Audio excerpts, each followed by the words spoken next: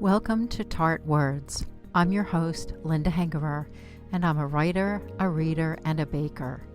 I talk to writers about their latest book and what inspires them, chat with fellow author Suzanne Fox about what writers can learn from reading their favorite authors, and share fast and easy recipes for anyone looking for a sweet treat. Join me as I share Tart Bites, Tart Thoughts, and Tart Words. Today on Tart Bites, I'm making cherry clafoutis. My mother was a home economics major in college. She worked in a test kitchen and used one of the first microwave ovens in the 1950s and worked for an advertising agency styling food. She loved Julia Child's show on PBS and would sit on a stool writing down the recipes before she bought the cookbooks. She made Julia's cherry clafoutis recipe often enough for it to be a summer dessert favorite. I know it can be made using other fruit, but I've always had it with cherries. My grocery store had a bounty of cherries in July, and they were on sale. I bought several pounds and gorged on cherries and still had plenty left over. What to do? Cherry clafoutis! I pitted the cherries until I had enough to fill a glass tumbler. I tried pushing the pit with the chopstick into a bottle, but the chopstick splintered and broke, so I used the knife and my fingers to remove the pits. The mixing time is fast. The baking takes a bit of time, but this is an easy recipe to make. I'll use other ripe, seasonal fruit when I make this again.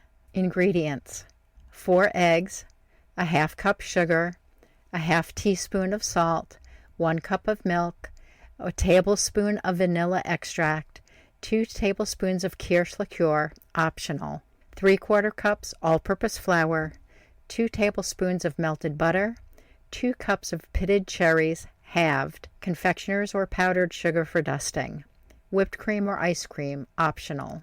Directions: preheat oven to 350 degrees Fahrenheit. Butter and flour a 9-inch round pie dish or cast iron skillet, or an 8-inch square baking dish. Set aside. In a blender, combine eggs, sugar, salt, milk, vanilla, and kirsch if using. Blend until combined. Add flour and blend until just combined.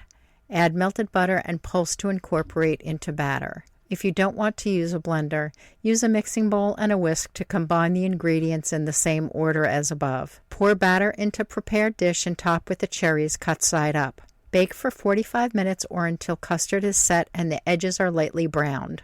A knife or toothpick should come out clean or with just a few bits of cooked custard. Remove from the oven and let cool. Dust with confectioner's or powdered sugar. This can be served warm, at room temperature, or cold. If serving warm, a scoop of vanilla ice cream would make a lovely sauce as the warm custard melts the frozen ice cream. I serve this for dessert with a bit of whipped cream and a stemmed cherry on top. Thank you for joining me this week. To view the complete show notes and the links mentioned in today's episode, visit tartwords.com/tart343. Before you go, follow or subscribe for free to the podcast to receive new episodes when they're released. Follow now in the app you're using to listen to this podcast, or sign up for email alerts through an easy sign-up form for bakers, readers, and or writers at tartwords.com/about. Thank you again for joining me, Linda Hengerer, for this episode of Tart Bites.